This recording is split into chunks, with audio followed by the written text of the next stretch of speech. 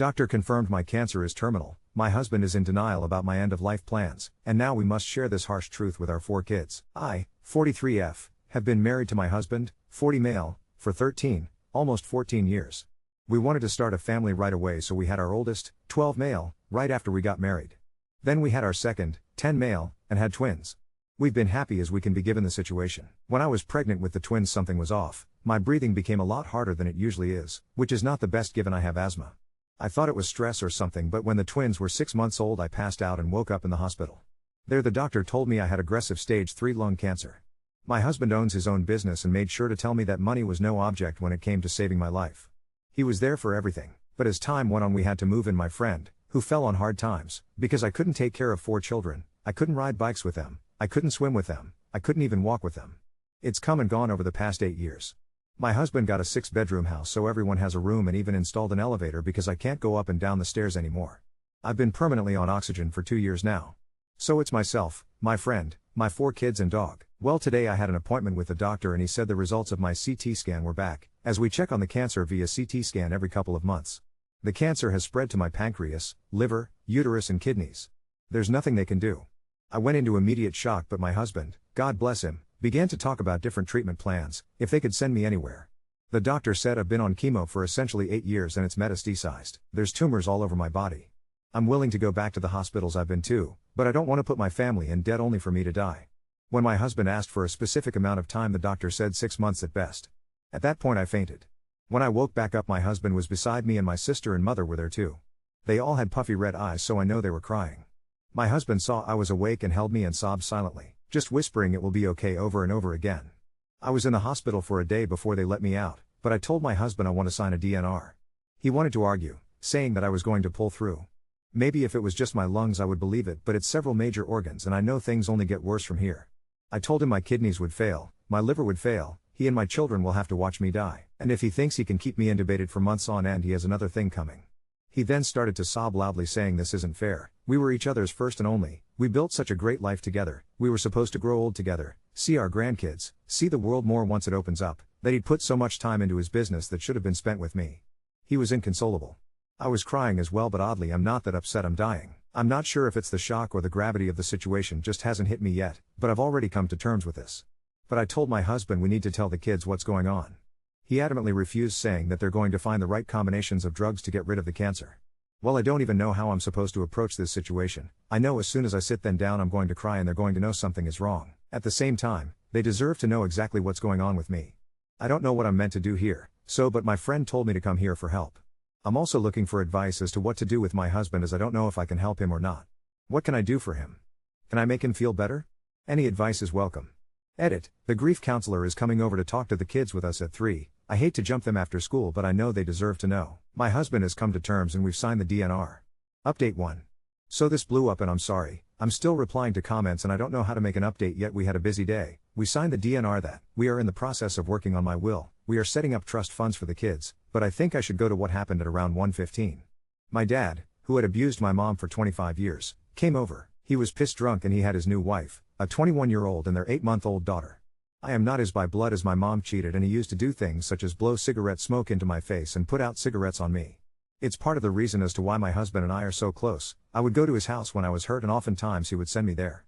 They called CPS multiple times, but he would cover up my scars with makeup and say if I said anything he would kill me. He stumbled into my lawn. My mom, uncle who is a cop and was on duty but on break, and my longtime friend were on the other side of my screen door. I can't get the vaccine because I'm immunocompromised and I'd rather not get COVID. My uncle immediately stopped him and asked what he was doing here. He slurred that he wanted to tell my mother she's getting what she deserves and I'm going to hell. They had a back and forth until my friend asked if he drove here. He said yes and my uncle no. Hesitation cuffed him. His wife took the illegally owned fund from my dad's waistband and pointed it somewhere. She was very drunk as well. My uncle tased her and arrested her as well, and if we're lucky I'll die before they're let out. But on to telling the kids. It didn't go well at all. They were picked up by my friend, and when they came inside to see me, my husband, my mom, my sister and the grief counselor all sitting, they knew something was up. My oldest asked if we were getting a divorce and I said no, but to sit down. It was a lot of guidance on the counselor's part. He helped us word it correctly, but when it came out that I was going to die in 6 months, my oldest ran upstairs. My friend yelled his name and ran upstairs after him. The second oldest ran to his dad. The third went to his grandma. And my daughter picked up our dog. I had to remind her to be careful as she's 17, how she's still alive is beyond me. There were a lot of tears and questions, but we made sure to know they were loved and that we love them no matter what and that they will be okay. I got lightheaded, the chemo makes me sick and tired, and I had to go lay down. My oldest has a crawl space in his room. We made his own personal space. It has pictures of Power Rangers, pictures of us as a family, and his gaming stuff is in that space and it can be locked. The only two people besides him that has a key are myself and my husband. So my husband went upstairs and sure enough he was in there. Currently he's in the space with him. My daughter has not let go of the dog, but she's just happy to be included, lol. Currently my daughter is sleeping next to me with her head on my chest and dog in arms. The boys don't want to talk to me. From what my husband could gather, they're mad at me for going away. I know it's hard and I hope the counselor is talking to them. I've thrown up a couple times, as now when I'm under stress I throw up. My husband wanted to make sure I was okay, but I insisted he make sure our oldest is okay because he and I are so close. I'm the one that got him into Power Rangers and I'm the one that watched it with him and took him to conventions with me, and he absolutely loves them now. He and I share a lot of the same interests and I don't yell at my kids. Instead I do the whole I'm disappointed thing, which they say is honestly worse. But when he has a problem he comes to me. I've told him no matter what, men are allowed to be emotionally vulnerable to their mothers and no one should judge them for it. I told the other two the same thing, but they go to their dad more. I hope he's okay. I hope they're not mad at me for too long. My daughter asked if I could watch over her when I'm in heaven and I told her I would watch over all of them. Did I handle it well? Is there any more advice? What could I have done differently? Edit. My husband and I just had a fight, which isn't surprising really, but he said I wasn't losing anyone because I'm the one that's leaving, as if I chose this. I told him I'm losing my family and friends, everyone and thing I've ever loved is going to be gone. All I will have is God, and he flipped a table and screamed, if I love him so much why don't I make it easier and just leave? As soon as he said it though his eyes widened and he covered his mouth and said he was sorry in rapid succession over and over. I just started to cry, which is the first time I've cried since hearing from news. He just held me and I cried so hard I had to be taken back to the hospital because I couldn't breathe. He won't even look at me now. It's not his fault, he didn't mean anything of what he said. I told him as much, but he won't even talk to me. He's just holding my hand and I told him the kids are shutting me out. I can't deal with him doing it too. He left the room and this is the first time I can recall being alone in a hospital and I really don't like it. Update 2. I don't know how they could have missed it. The only reason we went to check it out was I was having the worst headaches of my life. My husband is still on about my God not being merciful. He has refused to go to church. My friend has been taking the kids to church. I do online worship. But on the bright side, we have a new dog. She's a hairless poodle who is a year old. She lost her old family in the fire and we thought we would adopt her. This was before I was given the original diagnosis. As to whether or not her fur will come back, I'm not sure, but she's like a service dog to our old dog. She keeps her from walking into things and gives her cuddles when my daughter isn't holding her. My kids are finally spending time with me. We've been watching Power Rangers for the past week. But I have had to step away more than once because of my headaches. My husband is still holding out for a cure. He stopped going to his mom to cry and just stays with me now since he wants to spend as much time as possible with me. We've also decided I shouldn't be driving in this state, so I will no longer be driving. We decided when he's old enough, our oldest should get the car since it's only a 2014 model. Until then I'm not sure what my husband will be doing with it, but he said he doesn't want to get rid of it. Someone suggested as a last vacation I should go with my family to a cabin in the woods, and I think that's a stellar idea. Before we're reliant on hospice. I'm on it now. They give me medication for my pain and send different doctors and even a priest. They're very nice, they don't mind being sprayed down and they offer to sit and talk for a little bit sometimes. I just can't believe any of this is happening. Last month we were talking about when I get better. We had a list of places we were going to go, things I could do again, but now I can't. My husband said he will take the kids on a tour of my better places when the world opens up again. We also bought grave plots, one for me, my husband and my friend. She's been amazing the past 7 years, taking care of my children, cooking dinners, cleaning the house, helping with homework, sports, music lessons. We decided that if she wanted to be buried with us she can, and she cried and said yes. I know God will take care of me when I go and he will take care of my husband, children and friend when I'm gone. Some of you suggested that my husband and my friend were sleeping together. Even if they were, we have an open marriage on his side because when I got sick I couldn't be intimate with him and I told him he has needs and he can fulfill them and I won't be mad. So I don't really care one way or another. As for my dad, he and his wife got bailed out. But it's understood if they come near my family again, they will get hurt. My father is also coming over. We met on 23andMe. He never knew he had children as the fling with my mom was a drunken one-night stand, and he said he honestly didn't even know he'd slept with someone that night, to show how drunk he was. He's from Scotland and has to quarantine when he gets over, but he said he plans on moving over here to be with his grandchildren and son, as he says my husband is his son. He says we didn't get enough time together, and had he known who I was and that I was abused by my dad so much, he would have taken me to Scotland, but then I wouldn't have my husband. He's devastated by the news of my illness taking a turn for the worst as he's lost his own mother and sister to cancer as well. Turns out it runs on his side of the family. All in all, I am doing as well as I can be. And to those of you who offered to send me presents, please donate to your local charity. If you were offering to make me something, make it for your local children's hospital, as they would love the blanket, stuffed animal or drawings you have to make. I don't feel comfortable accepting anything, and I don't want to accept something and get sick from COVID, even if you weren't sending it maliciously. I'm sorry this update is not the best, but remember, God has a plan for us all. God bless you all, and I hope you have a great day. Edit: this is an update, but my oldest is 12 meters, my second is 10 meters, and my twins are 8 meters and F. They were mad at me, and I still think they are. They're really scared is what I think. Hopefully there is a random miracle, but it was originally lung cancer and it went into my major organs. It's pretty much everywhere you can think. When I was pregnant with the twins I felt awful, but I thought it was because I was pregnant with twins. It didn't get any better after they were born, and I collapsed after 6 months, and that's when they told me I had stage 3 lung cancer. I was crying and in shock, but my husband was immediately discussing treatment plans and what to do from there. I've had this disease for the past 8 years, and I guess it's finally overwhelming me. I wish I had more time, but maybe there's a reason God chose me. I wouldn't change a thing if I could, as getting treatment when I first felt off would have meant killing the twins, and I would never be capable of doing that. Edit 2. We're trying to pull the kids out of school completely and re-enroll them after I die. We figured they could make up whatever work they've missed in the summer. Is that legal? Should they have a sense of normalcy in this craziness? They've all said they can be homeschooled, but they're also willing to not go at all. On the one hand, they might never forgive themselves if they spent time they could have been spending with me. I'm school, but on the other, they might get overwhelmed with the stress of it all. Update 3. I wish this was a happy post, but it is not. I find writing therapeutic, and so many of you have been in the DMs with her, wishing her well. Someone was exchanging Bible verses and someone else was just letting her rant. She called you her internet friends and she was so happy she could help you with whatever. A lot of you called her an inspiration, which she really was. I found a pink notebook that just said the usernames and the relationship of a dead relative. She titled it People to Greet in Heaven. I am the husband of the woman who said she was dying. We have 4 kids, 12-year-old boy, J, 10-year-old boy K, and twin 8-year-old boy, L, and girl, M. I am 40 and my wife was 43. Yesterday morning I went to kiss her good morning and she was cold and unresponsive. I said her name several times and I shook her, like that would have done anything. I just made a loud noise. It was a combination of a shriek and a sob. This woke my children and our friend who also lives with us. Our friend has been taking care of our children since my wife got sick and I was growing my business. They came to my room and Jay pushed past our friend and got onto the bed. He touched her and froze. The look on his face is not something I will soon forget. I just grabbed him and sobbed really hard. Soon, all of the children were in the bed and crying with us. I just can't believe I slept next to the dead body of my wife for what the people at the morgue can discern. About 6 hours, though they can't be certain. I didn't even get to say goodbye. There was no hand holding as she took her final breath. It was just dead in the morning. This weekend we had our romantic getaway in the house. We were supposed to do it next week, but due to her getting sicker we decided to move it to this week. We also went to a cabin with the kids, our friend and our 2 dogs. One is an old girl. I don't keep track, but she did. I stopped keeping track. The other is a year old, both rescues, both girls. As a bit of background, we grew up on the same block, we went to the same school. We started to date, when I was 11 and she was 14, but we never kissed until high school and never slept with each other until I turned 18. She was abused her entire life. Her mom gave her dad her entire college fund after finding out what the pin was by threatening to kill her dog, which by the way her dad killed it anyway. After that my parents took her in and sent her to college. I went to the same one, and when I was in my second semester she asked me to marry her. I told her we had to get our life together first. I should have just married her then. Then when I got out of college I started a business making equipment to sanitize medical equipment, and I also had people go to sanitize medical equipment when necessary. As you can imagine, the last year has been great financially. Once that got off the ground I accepted her proposal and we were married and immediately started trying for a baby.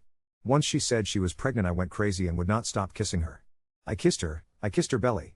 I was so happy I was going to be a dad. I am an only child and was a bit lonely growing up, when my wife wasn't around, so I wanted to have 5 children. I wanted to have a household where there was always laughter or crying or screaming. I love children, especially babies and toddlers, and even when they're spitting up I can't get enough. After getting pregnant again, I was over the moon, and again I would not stop kissing her. When Jay ran over to me after getting off work I pretended to fall over and struggle to get back up. But when I kissed my wife, I kissed her belly as well. But then came the twins. At first, I was so happy she was pregnant with twins. But if I had known what I know now, I would have pushed for treatment. I love L and M, I do, but if I could have my wife over them, I would. Does that make me a bad father? Maybe. Her pregnancy was so bad. See, she was having a hard time breathing, harder than she should have. I should have marched her right to a hospital to get it checked out. But she insisted it was fine. It was okay. We are almost certain now that this is where it all started. She had a very hard labor with the twins, then when she got home she was coughing a lot, and wheezing. She would wake up a lot due to being unable to breathe, but she thought nothing of it. The twins messed up her oxygen level or something. She was always getting up anyway due to the twins being double the care. Then when they were about 6 months old, she said she really didn't feel good, she was pale and looked really bad. She kissed me goodnight and went to go upstairs and she just collapsed. I was in shock. I shook her and said her name and lightly slapped her several times. She was unconscious. And against my better judgment, I called her mom as my parents were in a business trip and said, "You get one chance, watch them, but he comes near, you are dead to all of us." We left in the ambulance and I was freaking out as soon as the doors closed, so my children wouldn't see. I told them I didn't know what this could be. They said her oxygen level was lower than it should be. How they knew that, I don't know. I cleaned the stuff and that's it. When she woke up, the doctor told us it was stage 3 lung cancer and I wanted to cry, I want to yell, I wanted to throw things. But I couldn't. She was crying and I had to be the strong one, so I started talking about what we could do. It was really hard. So you bet when they said your wife only has 6 months to live, I was still shocked. But she fainted this time, so I cried and immediately called my parents. But when we went for the headaches and they said it's now in her brain and there's only 2 months left, I broke down. I couldn't be the strong one anymore. I wish I could have been there for her when she died. After the body was removed, my parents came. I didn't call them and I guess my friend called. When they got upstairs, my mom came for me and held me while my dad went for the kids. I don't like her mom as she allowed her to be abused by the man she claims is the greatest thing to have ever happened to her, even though he cheated on and abused her and she cheated on him and conceived my wife. The only good thing she's ever done, really. He groomed her at around 13 and she had his first child at 15. Did I mention when he met her he was 25? And her parents didn't care. Because my wife was not her husband's child, she agreed she was to be treated awfully and took part in the abuse. She gave him her college fund because she needed to pay up for not being his blood. But I did end up calling her and he showed up before she did, and I made it clear to him that he was not to attend the funeral, that security would throw him out the instant he showed his face, and her mom was to leave after saying her goodbye. She is not well liked by my family or children because she keeps bringing them around him. She tried to make my wife's death all about her and it got me so mad I would have hit her if my mom hadn't kicked her out and banned her from the funeral. I have been an absolute mess the past day, and we had an open marriage, so I did have a girlfriend for the past 6 years. When she first suggested it I didn't agree, but as she could sleep with me and I became more sexually frustrated, I asked her if I could and she said only if she got to meet her. My girlfriend and my wife got along great and she is devastated. She came over and I just held her. This was after the kids were taken out by my parents and our friend. I even slept with her. I'm the worst, I know. When the kids came back, they think my girlfriend is just a good friend. My parents made food and lots of it. We opened the letter she wrote to each of us, as well as a video of her smile and saying everything would be okay. I had to have my girlfriend read mine because I just couldn't. She said I was her everything and that I was the best thing to happen as her. I love her still so much. Half of me died when she died. She said I will know how to take care of my children and that there is nothing I can't do. Her video said that even though she's gone she will be with them, and that's when we gave my kids their Build-A-Bear animals with a voice box that said I love you, I will always love you, and something personal to them. I have one, too. I, unfortunately, made the mistake of bringing up watching the Power Rangers. Jay screamed, "I don't want to watch it with you, I want to watch it with my mom." And he ran upstairs to his room. There's a crawl space that's decorated to be his space that he can lock, and he just sat in there and I decided he needed time alone. Kay was really upset and sat on my lap crying. Elle ran to my parents and Em grabbed the older dog while trying to pick up the younger one. They're both toy poodles, but as an 8-year-old she can't pick up 2 of them. I just wish I had kept my mouth shut. I didn't even think about what mentioning the Power Rangers would do to them. I begged everyone to eat and my daughter said she'd only eat if I did, so I put on a smile and started eating, even though I wanted to throw up. Kay and Elle had a few bites but Jay refused, and when I went upstairs with a bowl of food and opened his space he screamed at me to get out and threw his shoes at me. I left the food in his space and relocked the door. Jay and his mom were really close, but ever since we told the kids my wife had 6, and then 2, months to live, they've been cold and distant. I think they're guilty. Nobody slept last night. The old dog came onto my bed and started howling while clawing at my wife's spot. Maybe she could smell the death. Maybe she just knew. Maybe she's just a dog, but I couldn't deal with it and I put her in Em's room and said don't let her out. My girlfriend did not sleep in my bed. I'm not ready for that yet, not will I be for a while, and the kids would get really upset. She instead slept on the floor in Em's room at her own insistence. Out of all of my children, Em is the one handling this the best. She even laughed last night while hanging out with my girlfriend. She was probably the only one to get any sleep. This morning, I checked on Jay and he said he wanted to be alone and threw more things at me, but I just went up to him and hugged him saying I love him matter what, and so does his mother. He just cried and I asked him to eat, but he said he wouldn't and I told him he had to. Jay has shut down emotionally and Kay and Elle aren't any better. Em on the other hand, I don't know why or how, but she's okay. She carries the dog everywhere and she and my girlfriend have always gotten along, so she has gravitated towards her. The hospital called and said after the autopsy, not only had the cancer my wife had spread to her bones, which I didn't even know it could be there, but she had an aneurysm. They did an MRI to find the cancer in her brain and now they say there was a fucking aneurysm that they didn't catch that burst. I absolutely lost it and I'm not proud, but I just started yelling and cursing at them that they were incompetent and they were the reason she died. I feel especially bad now because that was probably just some poor secretary who didn't get paid enough to take that abuse. I just broke down after. Her biological father, who we found out about through 23andMe, is devastated because he never got to meet her and her mom said she'll hurt the man if she sees him. He is staying with us as he applies for US citizenship, from Scotland, but he video called us and made my children laugh with the way he talks, which made me smile. He didn't even mean to make them laugh but he'll take it.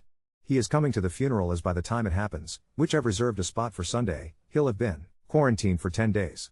He's already been here for almost a week. Now we're at the point where I can't even connect with my boys, but the worst is Jay. Jay won't talk to anyone, Jay won't eat and then is sporadic at best. K and L are upset but will eat here and there. I'm so scared Jay is going to hurt himself. Someone checks up on him every hour and Hess usually in his space. My wife had a key and I have a key so we can watch him. I know it's only been a day and I know I can't take away the hurt otherwise I would, I really would.